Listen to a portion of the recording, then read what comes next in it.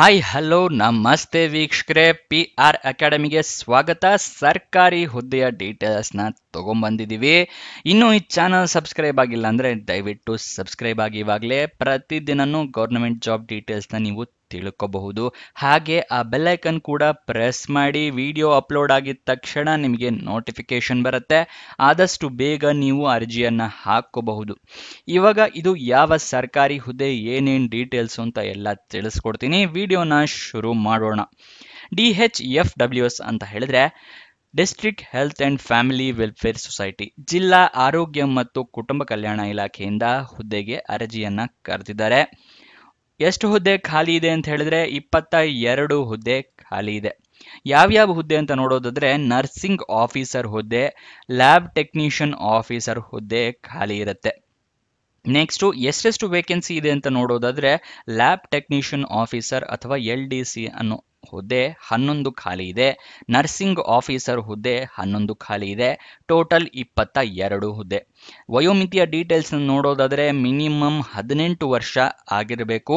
Maximum 45 ವರ್ಷದವರು ಕೂಡ ಅರ್ಜಿಯನ್ನ ಹಾಕಬಹುದು. 18ರಿಂದ 45 ವರ್ಷ ವಯೋಮಿತಿಯ ಡೀಟೇಲ್ಸ್ ಆಗಿರುತ್ತೆ. ನೆಕ್ಸ್ಟ್ ನಿಮಗೆ ಅಪ್ಲಿಕೇಶನ್ ಫೀಸ್ ವಿವರ ತಿಳಿಸೋದಾದ್ರೆ ಯಾವುದೇ ರೀತಿಯ ಅಪ್ಲಿಕೇಶನ್ ಫೀಸ್ನ ಇಟ್ಟಿರೋದಿಲ್ಲ. ಉಚಿತವಾಗಿ ನೀವು ಅರ್ಜಿಯನ್ನ ಹಾಕೊಂಡು ಜಾಬ್ನ ಪಡ್ಕೋಬಹುದು. ಬೇರೆ ಸರ್ಕಾರಿ ಹುದ್ದೆಗಳಿಗೆ 500 ರೂಪಾಯಿಂದ 2000 ರೂಪಾಯಿ ತನಕನೂ ಇಟ್ಟಿರ್ತಾರೆ. ಇದಕ್ಕೆ ಏನು ಇಲ್ಲದೆ ಇರೋದು ಒಳ್ಳೆಯ ವಿಷಯ. ಎಲ್ಲರೂ ಅರ್ಜಿಯನ್ನ ಹಾಕೊಳ್ಳಿ. ನೆಕ್ಸ್ಟ್ ಸೆಲೆಕ್ಷನ್ ಪ್ರೋಸೆಸ್ನ ನೋಡಿದ್ರೆ ಲಿಖಿತ ಪರೀಕ್ಷೆ ಇದೆ. ಅದಾದ ನಂತರ ಇಂಟರ್ವ್ಯೂ ಅಂದ್ರೆ ಸಂದರ್ಶನ ಇದೆ. ಇದಿಷ್ಟು ಸೆಲೆಕ್ಷನ್ ಪ್ರೋಸೆಸ್ನ ವಿವರ. ನೆಕ್ಸ್ಟ್ ಡೀಟೇಲ್ಸ್ನ ತಿಳಿಸ್ಕೊಡ್ತೀನಿ.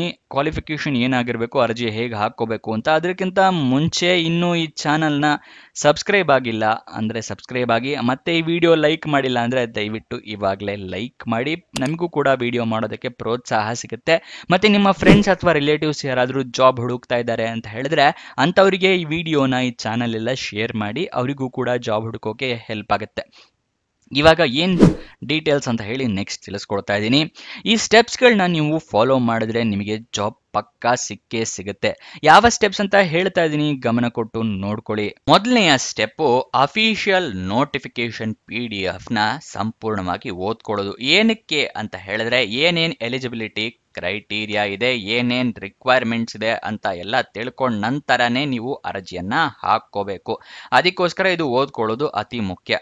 ಇದು ಏನೋ ಓದ್ಕೊಳ್ಳಿ ಅಂತ ಹೇಳಿದ್ರಿ, ಆದರೆ ಅಫಿಷಿಯಲ್ ನೋಟಿಫಿಕೇಶನ್ ಎಲ್ಲಿ ಸಿಗುತ್ತೆ ಅಂತ ನೀವು ಕೇಳಿದ್ರೆ ವಿಡಿಯೋ ಡಿಸ್ಕ್ರಿಪ್ಷನ್ನಲ್ಲಿ ಟೆಲಿಗ್ರಾಮ್ ಚಾನಲ್ನ ಲಿಂಕ್ ಕೊಟ್ಟಿದ್ದೀವಿ. ಅಲ್ಲಿಂದ ಕ್ಲಿಕ್ ಮಾಡಿ ಟೆಲಿಗ್ರಾಮ್ ಚಾನಲ್ನ ಜಾಯಿನ್ ಆಗಿ ಅಫಿಷಿಯಲ್ ನೋಟಿಫಿಕೇಶನ್ PDF ನೀವು ಡೌನ್ಲೋಡ್ ಮಾಡ್ಕೋಬಹುದು.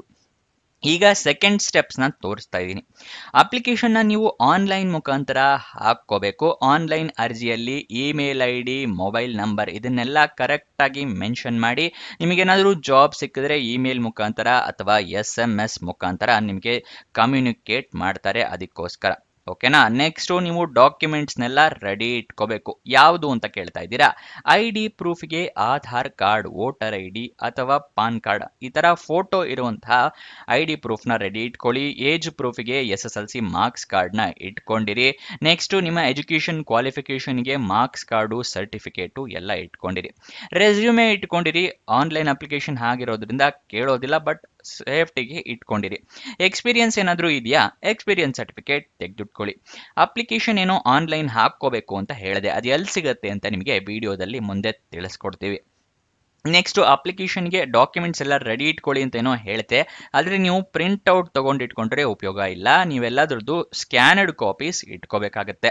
ಅಥವಾ ನೀವು ಮೊಬೈಲ್ನಲ್ಲಿ ಅರ್ಜಿಯನ್ನು ಹಾಕ್ತೀರಾ ಅಂದರೆ ಎಲ್ಲ ಡಾಕ್ಯುಮೆಂಟ್ಸ್ದು ಫೋಟೋ ತೊಗೊಂಡು ಇಟ್ಕೊಳ್ಳಿ, ಅಪ್ಲೋಡ್ ಮಾಡೋಕ್ಕೆ ಈಸಿ ಆಗುತ್ತೆ. ನೆಕ್ಸ್ಟ್ ನಿಮ್ಮ ರೀಸೆಂಟ್ ಪಾಸ್ಪೋರ್ಟ್ ಸೈಜ್ ಫೋಟೋಗ್ರಾಫ್ ಇಟ್ಕೊಂಡಿರಿ. ಅರ್ಜಿಯಲ್ಲಿ ಕೇಳಿದ್ರೆ ಅಟ್ಯಾಚ್ ಮಾಡಬಹುದು. ಅಪ್ಲಿಕೇಶನ್ ಎಲ್ಲ ಫಿಲಪ್ ಮಾಡಿದ ನಂತರ ಸಬ್ಮಿಟ್ ಬಟನ್ನ ಕ್ಲಿಕ್ ಮಾಡ್ತೀರಲ್ಲ, ಸಬ್ಮಿಟ್ ಬಟನ್ನ ಕ್ಲಿಕ್ ಮಾಡಿದ ಮೇಲೆ ಅಪ್ಲಿಕೇಶನ್ ನಂಬರು ಅಥವಾ ರಿಕ್ವೆಸ್ಟ್ ನಂಬರ್ ಈ ಥರ ಏನಾದರೂ ಬಂದರೆ ಅದನ್ನು ಬರೆದು ಇಟ್ಕೊಳ್ಳಿ ಅಥವಾ ಫೋಟೋ ತೊಗೊಂಡು ಇಟ್ಕೊಳ್ಳಿ. ನಿಮ್ಮ ಫ್ಯೂಚರ್ ರೆಫರೆನ್ಸ್ಗೆ ಅದು ಬೇಕಾಗುತ್ತೆ. ಅಪ್ಲಿಕೇಶನ್ ಓಪನ್ ಆಗಿದ್ದ ದಿನಾಂಕನ ನೋಡೋದಾದ್ರೆ 20 ಮೇ 2025ಕ್ಕೆ ಓಪನ್ ಆಗಿದೆ. 30 ಮೇ 2025ಕ್ಕೆ ಕೊನೆಗೊಳ್ತಾ ಇದೆ. ಕೊನೆ ದಿನಾಂಕ ತನಕ ವೇಟ್ ಮಾಡೋದಕ್ಕೆ ಹೋಗ್ಬೇಡಿ, ಆದಷ್ಟು ಬೇಗ ಅರ್ಜಿಯನ್ನ ಹಾಕೊಳ್ಳಿ. ಕೊನೆ ದಿನಾಂಕ ಹತ್ರ ಬರ್ತಿದ್ದಾಗೆ ಸರ್ವರ್ ಕ್ರ್ಯಾಶ್ ಆಗೋ ಸಾಧ್ಯತೆ ಜಾಸ್ತಿ ಇರುತ್ತೆ, ಅದಕ್ಕೋಸ್ಕರ.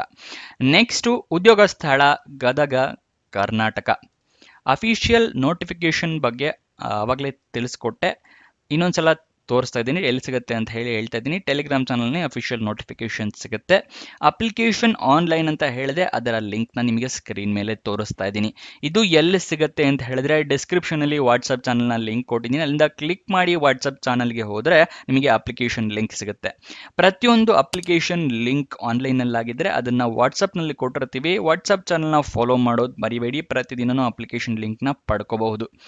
ಅಫಿಷಿಯಲ್ ವೆಬ್ಸೈಟ್ ಅಡ್ರೆಸ್ ಏನು ಅಂತಾನು ತಿಳಿಸ್ಕೊಡ್ತಾ ಇದ್ದೀನಿ, gadag.nic.in. ಗೂಗಲ್ನಲ್ಲಿ ಈ ವೆಬ್ಸೈಟ್ನ ಸರ್ಚ್ ಮಾಡಿ, ಅಲ್ಲಿಂದ ಕೂಡ ನೀವು ಜಾಬ್ ಡೀಟೇಲ್ಸ್ ತಿಳ್ಕೋಬಹುದು. ನೆಕ್ಸ್ಟ್, ಎಜುಕೇಶನ್ ಕ್ವಾಲಿಫಿಕೇಶನ್ ಏನು ಮಾಡಿರಬೇಕು ಅಂತ ಹೇಳಿ ತಿಳಿಸ್ಕೊಡ್ತಾ ಇದ್ದೀನಿ.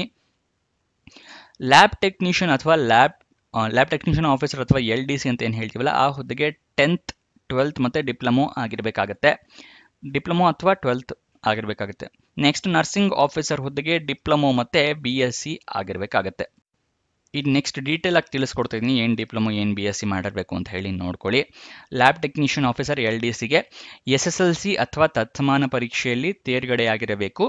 ಮತ್ತೆ ಕರ್ನಾಟಕ ರಾಜ್ಯ ಅರೆವೈದ್ಯಕೀಯ ಮಂಡಳಿಯ ನಡೆಸುವ ಪ್ರಯೋಗಶಾಲಾ ತಂತ್ರಜ್ಞತೆಯಲ್ಲಿ 3 ವರ್ಷದ ಡಿಪ್ಲೊಮೊ ಕೋರ್ಸ್ ಉತ್ತೀರ್ಣ ಹೊಂದಿರಬೇಕು. ಗೊತ್ತಾಯ್ತಲ್ವಾ?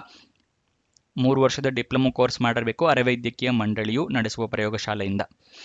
ಅಥವಾ ಅದಾಗಿಲ್ಲ ಅಂದ್ರೂ ನೀವು ದ್ವಿತೀಯ PUC ಅಂದರೆ ಸೆಕೆಂಡ್ PUC ಅಲ್ಲಿ ಸೈನ್ಸ್ನ ತೊಗೊಂಡಿರಬೇಕು, ಸೈನ್ಸ್ ತೊಗೊಂಡು ಪಾಸ್ ಆಗಿರಬೇಕು. ಮತ್ತೆ ಕರ್ನಾಟಕ ರಾಜ್ಯ ಅರೆವೈದ್ಯಕೀಯ ಮಂಡಳಿಯು ನಡೆಸುವ 2 ವರ್ಷಗಳ ಪ್ರಯೋಗಶಾಲಾ ತಂತ್ರಜ್ಞರ ತರಬೇತಿ ಪಡೆದಿರಬೇಕು, ಟೆಕ್ನಿಕಲ್ ಕೋರ್ಸ್ ಆಗಿರಬೇಕಾಗತ್ತೆ. ಅಥವಾ ಪ್ರಯೋಗಶಾಲಾ ತಂತ್ರಜ್ಞರು ಕಡ್ಡಾಯವಾಗಿ ಕರ್ನಾಟಕ ರಾಜ್ಯ ಅರೆವೈದ್ಯಕೀಯ ಮಂಡಳಿಯು ನೋಂದಣಿ ಆಗಿರಬೇಕು, ಮಂಡಳಿಯಲ್ಲಿ ನೋಂದಣಿ ಆಗಿರಬೇಕಾಗತ್ತೆ ಅಂತವರು ಅರ್ಜಿಯನ್ನ ಹಾಕೋಬಹುದು. ನೆಕ್ಸ್ಟ್, ಶುಶ್ರೂಷೆ ಅಧಿಕಾರಿ ಅಂದರೆ ನರ್ಸಿಂಗ್ ಆಫೀಸರ್ ಹುದ್ದೆಗೆ BSc ನರ್ಸಿಂಗ್ ಆಗಿರಬೇಕಾಗತ್ತೆ. ಗೊತ್ತಾಯ್ತಲ್ವಾ? BSc ನರ್ಸಿಂಗ್ ಅಥವಾ ಪೋಸ್ಟ್ ಸರ್ಟಿಫೈಡ್ BSc ನರ್ಸಿಂಗ್ ಅಥವಾ ಡಿಪ್ಲೊಮೊ ಇನ್ ನರ್ಸಿಂಗ್, ಈ ಮೂರರಲ್ಲಿ ಯಾವುದಾಗಿದ್ರು okay. BSc nursing, post certified BSc nursing ಅಥವಾ ಡಿಪ್ಲೊಮೊ ಇನ್ ನರ್ಸಿಂಗ್ ಆಗಿರಬೇಕಾಗುತ್ತೆ. ಮತ್ತೆ ಕರ್ನಾಟಕ ರಾಜ್ಯ ನರ್ಸಿಂಗ್ ಮಂಡಳಿಯ ನೋಂದಣಿ ಆಗಿರ್ಬೇಕಂದ್ರೆ ರೆಕಗ್ನೈಸ್ಡ್ ಯೂನಿವರ್ಸಿಟಿಯಿಂದ, ರೆಕಗ್ನೈಸ್ಡ್ ಬೋರ್ಡಿಂದ ನೀವು ಎಜುಕೇಷನ್ನ ಕಂಪ್ಲೀಟ್ ಮಾಡಿರಬೇಕಾಗತ್ತೆ. ಇದಿಷ್ಟು ಈ ಜಾಬ್ನ ವಿವರ. ಏನಾದರೂ ಡೌಟ್ಸ್ ಅಥವಾ ಕ್ವಶನ್ಸ್ ಇದೆ ಅಂತ ಹೇಳಿದ್ರೆ ಕಮೆಂಟ್ ಬಾಕ್ಸ್ನಲ್ಲಿ ಕಮೆಂಟ್ ಮಾಡಿ, ನಾವು ಉತ್ತರ ಕೊಡೋದಕ್ಕೆ ಪ್ರಯತ್ನ ಮಾಡ್ತೀವಿ. ನೀವು ಇನ್ನೂ ನಮ್ಮ ಇನ್ಸ್ಟಾಗ್ರಾಮ್ ಚಾನಲ್ನ ಫಾಲೋ ಮಾಡಿಲ್ಲ ಅಂದರೆ ಡಿಸ್ಕ್ರಿಪ್ಷನಲ್ಲೇ ಅದರ ಲಿಂಕ್ ಕೂಡ ಇದೆ, ಅಲ್ಲಿಂದ ಕ್ಲಿಕ್ ಮಾಡಿ ಇನ್ಸ್ಟಾಗ್ರಾಮ್ನ ಫಾಲೋ ಮಾಡಿ. ಪ್ರತಿದಿನನೂ ಜಾಬ್ ಡೀಟೇಲ್ಸ್, ಜಾಬ್ ಅಪ್ಡೇಟ್ಸ್ನೆಲ್ಲ ಪಡ್ಕೋಬಹುದು ರೀಲ್ ಮುಖಾಂತರ. ಹಾಗೆ ನಿಮ್ಮ ಫ್ರೆಂಡ್ಸ್ ಆ್ಯಂಡ್ ರಿಲೇಟಿವ್ಸ್ಗೆ ಕೂಡ ರೀಲ್ ಮುಖಾಂತರನೇ ಜಾಬ್ ಡೀಟೇಲ್ಸ್ ಎಲ್ಲ ಸೆಂಡ್ ಕೂಡ ಮಾಡಬಹುದು ಇನ್ಸ್ಟಾಗ್ರಾಮ್ನಲ್ಲಿ. ಸೊ ಅದನ್ನು ಫಾಲೋ ಮಾಡೋದು ಮರಿಬೇಡಿ. ಕೊನೆ ತನಕ ನೋಡಿದ್ದಕ್ಕೆ ಧನ್ಯವಾದ. ಇನ್ನೊಂದು ಜಾಬ್ ವಿಡಿಯೋ ಜೊತೆ ಸಿಗೋಣ. ಬಾಯ್ ಬಾಯ್.